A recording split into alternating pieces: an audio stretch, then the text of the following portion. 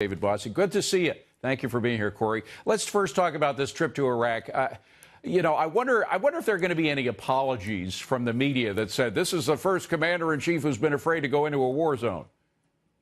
Well, look, as you know, the media is never going to give him the credit that he deserves. We saw the Twitter sphere explode that Donald Trump wasn't visiting the troops on Christmas. Little did we know, this was always planned. He was going there. He left under the cover of darkness. He, the First Lady, and a select group of the White House staff went over to visit the troops to show that they have their unwavering support and they will have all the tools necessary to eradicate our enemies overseas that they need. This president is committed to that, and you won't see the media talk about that or the 1,000-point increase in the stock market today because they don't want to give the president credit. Well, I want to talk about the 1,000-point increase, but first I just want, he comes off this week after his defense secretary left the administration, announced he was leaving, and we have this big controversy about Syria. Now, the idea, the way the media is portraying this, is that the president made a secret deal with a leader of Turkey to abandon our allies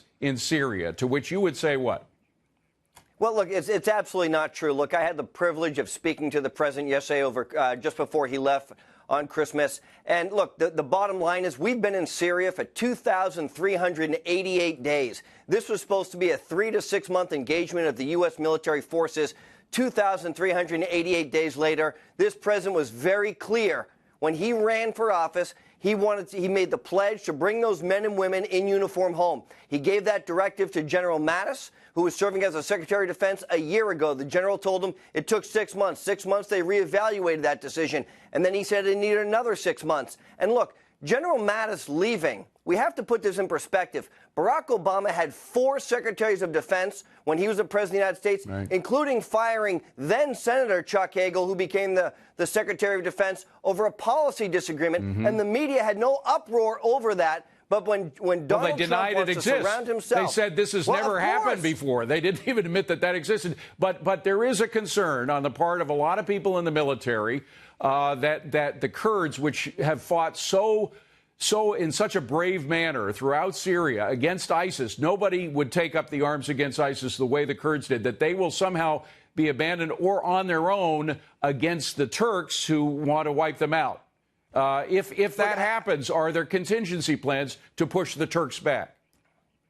Look, I think this president clearly understands that we are in a global marketplace. We're in a global environment that we have to stand with our friends and punish our enemies. There's no question about that. But we have to understand what our priorities are. Securing our border, protecting our homeland has to be the priority first and foremost. And it is the president's solemn duty to make sure that every American is protected by against all enemies, both foreign and domestic. And we want to fight those terrorists on their soil. But we can't have a permanent military presence everywhere. That's what this president pledged, and now he's bringing our troops home.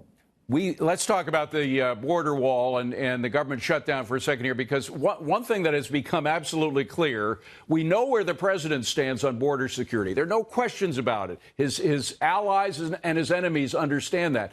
But what we also are beginning to understand is that neither Mr. Schumer nor Ms. Pelosi have any plans at all for border security. Or if they have, they've never shared them with us. Hasn't that become clear?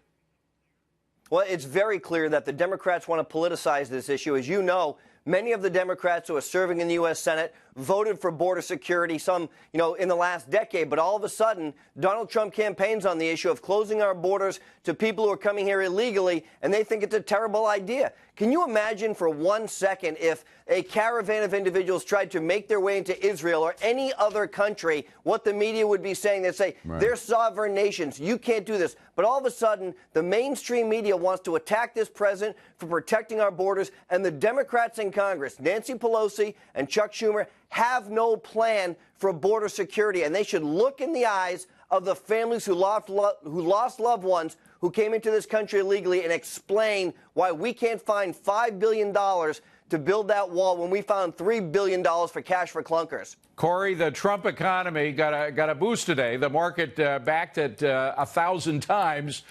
Huge gain, the biggest point gain we've ever had in the markets. What do you make of it, and what do you think the future of the market gain is going to be? Well, I think if you look at the retailers over the last 2 weeks, they've had a phenomenal holiday season. Clearly, spending is up, travel is up. That is all because of the tax cuts that this president has implemented. And I think the consumer confidence is still there. Look, our growth rate is still over 3%. That's unheard of under the Barack Obama administration. So there's strong consumer confidence. We have to be careful with our interest rates. But the bottom line is